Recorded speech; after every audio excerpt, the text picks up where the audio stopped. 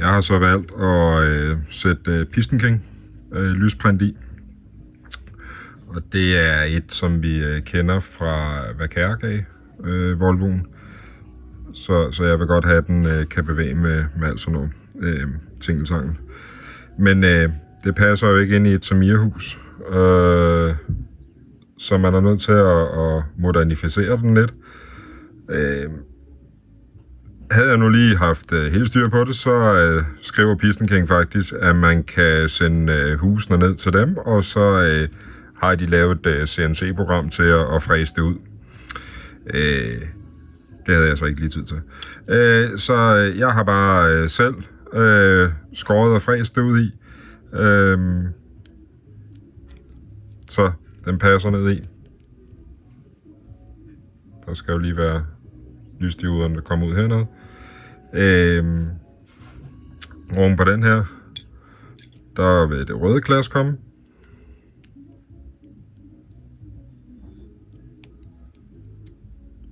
Og så ind over sådan her. Det bliver en smuk baglygt. Så skal den samles ind i huset her.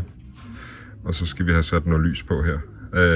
Men det er i hvert fald lige, hvis man skal have Piston King, så skal man lige tænke sig lidt om i huset her. Det var lige vigtigt. Jamen, nu er vi kommet her til, hvor jeg har samlet bagendens lys med Piston Kings lys på, som vi viste før. Bagenden her, jeg har monteret min egen arbejdslamper, fordi jeg vil godt have noget, der kan bevæge sig. Og så vil der komme noget blink. Jeg vil have 3. Der ligger der her noget plot og 2 gule. Og ligesom i tv-køkken, så har jeg faktisk allerede lavet en her, den anden side. Blå i midten og orange på begge sider, i top og bund, har jeg lavet. Min idé er, at det er forskellige blinkemønstre, jeg vil kunne bedre få på den her. Så jeg synes, at det ser godt ud, som jeg har valgt her.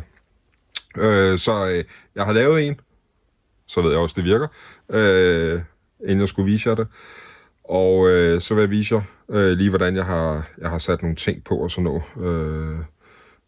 som gør det nemmere, hvis man lige skal justere et eller andet. Men det vil jeg vise jer. Det er et lille ministik, hvor jeg samler. Så når jeg har sat den på, har jeg sat op her. Når jeg har sat den på, så vil jeg kunne sætte bagenden på og tilslutte den. Og skal jeg lave et eller andet på den på et tidspunkt, jamen jeg kan ledningerne, der kommer op for min kontrolenhed, så kan jeg pille bagenden af, og så kan jeg sidde og arbejde på den. Og når jeg er færdig, så kan jeg sætte stikke på og skrue den fast.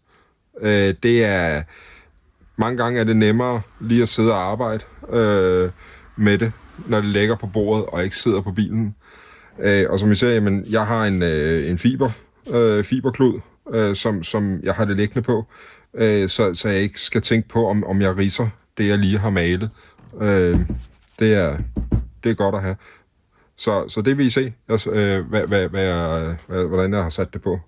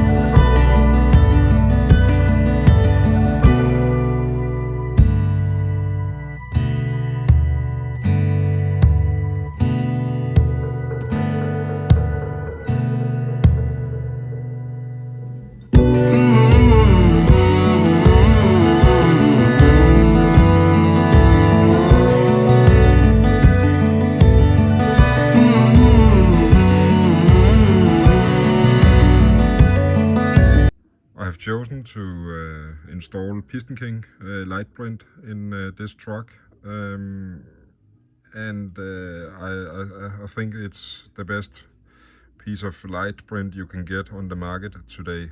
I love the way it works, but before you can fit it in it, you have to modify the lighthouse a little bit. You can send it down to Piston King, and they have a CNC program that will do it, and then you will get it back.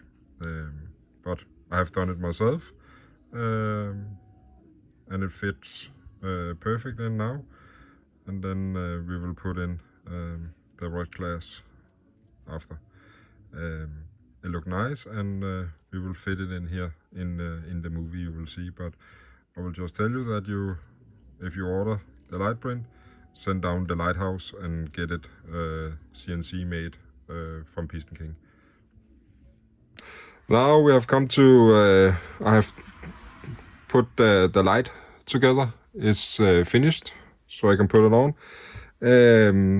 I'm gonna have some extra light on this, and I have made a test first, so you can see how it's gonna be. I have 2 yellow lights and 1 blue. I'm gonna make a pattern when it's flashing. I'm using my own working lights on it, and I have mounted a little stick connector. So when I put it on, I can just unhook it from the truck and work on the unit itself.